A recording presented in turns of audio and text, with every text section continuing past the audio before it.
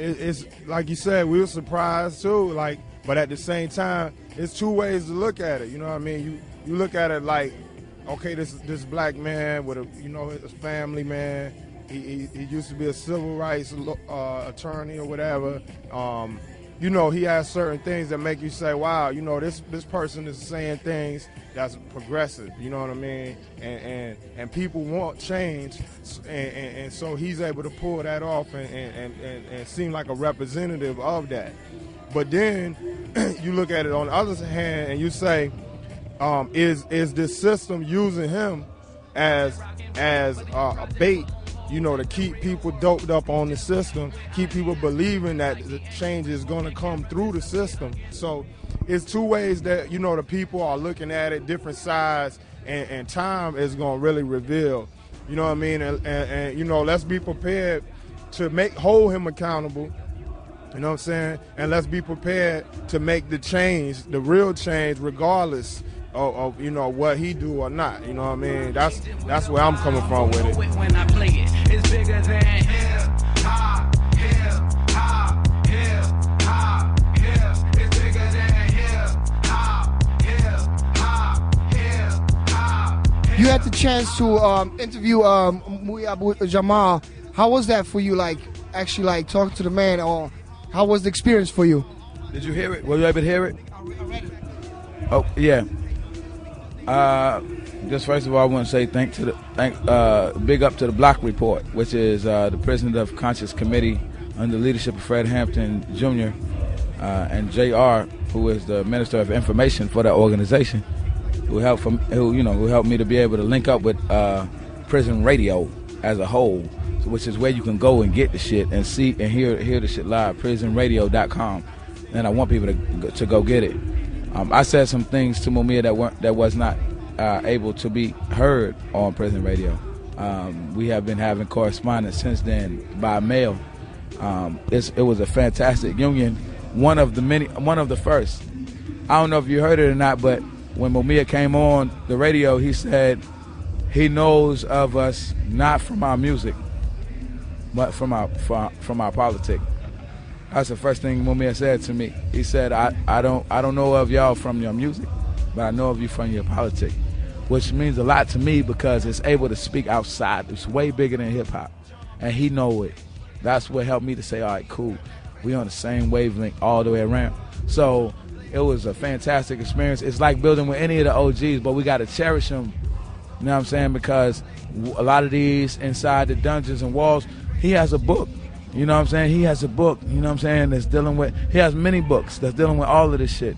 And, he got one live from Death Row, and then he got another one they're just dealing with everything now. He told me to promote it. I wish I could remember it. I'm remiss because I'm not on it like that. But anybody who knows Mumia, Google the books that he has and buy them because they support him directly. You know what I'm saying? So, and he's independent. He's publishing this shit independently. You know what I'm saying? So it's good. And I'd like to say that, it was an honor, and so many more of our OGs. I speak with Sundiata. I'm beginning to portray Sundiata Akoli in a movie about Sundiata and Assata Shakur and Zaid Shakur and the Black Panther Party movement. So I've been able to be meeting with him and a lot of cats. So it's like all of our political prisoners and prisoners of war.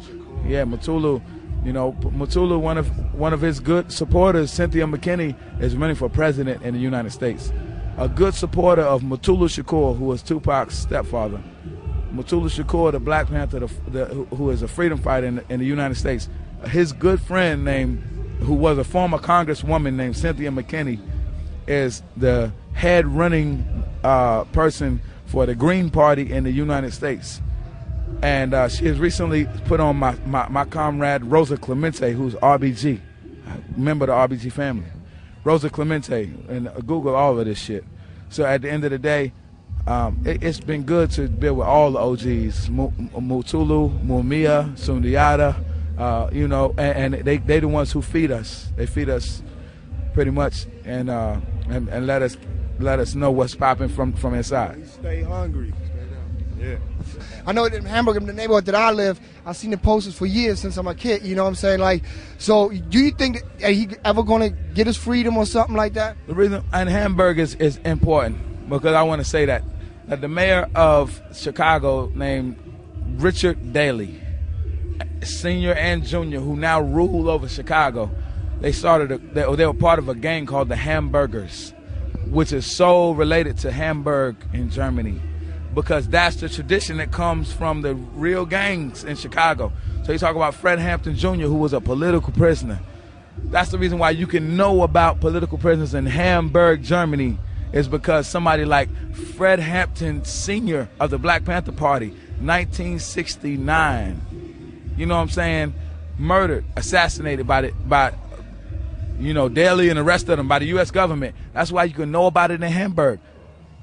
There's a huge movement to free political prisoners. You know what I'm saying? Huge movement all around. And not even that. The idea is that these people are only in prison because they're fighting for our rights. And that leads to a whole corrupt system. They got a whole bunch of us locked up. My partner Stick's brother, all of us locked up, and not a coincidence of the crack war against the community. So when you talk about it, it links to the whole hood. It's not just political prisoners, but we begin with them because it lets us lead into the war that's against all the way fully against our community and all against our families. So it just helps us see the whole shit. Now, I don't want to just be like it's one person versus over everybody else. No, it's about realistically them representing all of us, and they do that. You know what I'm saying? So that's what it is. You know, that's what it's. Last question, like you mentioned, like your new album. When can the fans? When can they expect the album? Are you doing it independently, or is it going over a major? Or we in the trenches right now. We just working on the creative. You know what I mean? That's first and foremost. It got to be banging. And you know what I mean? And we got a vision for it, and we just going in, you know, focused, concentrated on that. We definitely ain't going to go step back to the plantation like some slaves with it, but we going to entertain opportunities to get it worldwide. So like you said, don't get overlooked. You know what I mean? And people don't miss it because it's important. And I've been looking forward to this particular album, you know, since Let's Get Free. You know what I mean? And so, you know, November, though, it's going to be on deck worldwide. Definitely check bossupbu.com for updates. Check bossupbu.com for Ammo Magazine. You know what I mean? And you know, just touring and everything that we got popping. MySpace, we on deck on there. M1RBG. You know what I mean? Umi's World on MySpace. Look out for Umi's album coming out. Look, y'all just stay tuned, man. This shit is not over. It's just the next page. Beginning, baby. It's just beginning. They say it's the end of the world, but to us it's a new beginning. That's whole shit. Neo-colonialism, study that. You know what I'm saying? Be on point for the next chapter. We see the world turning the page. Get connected.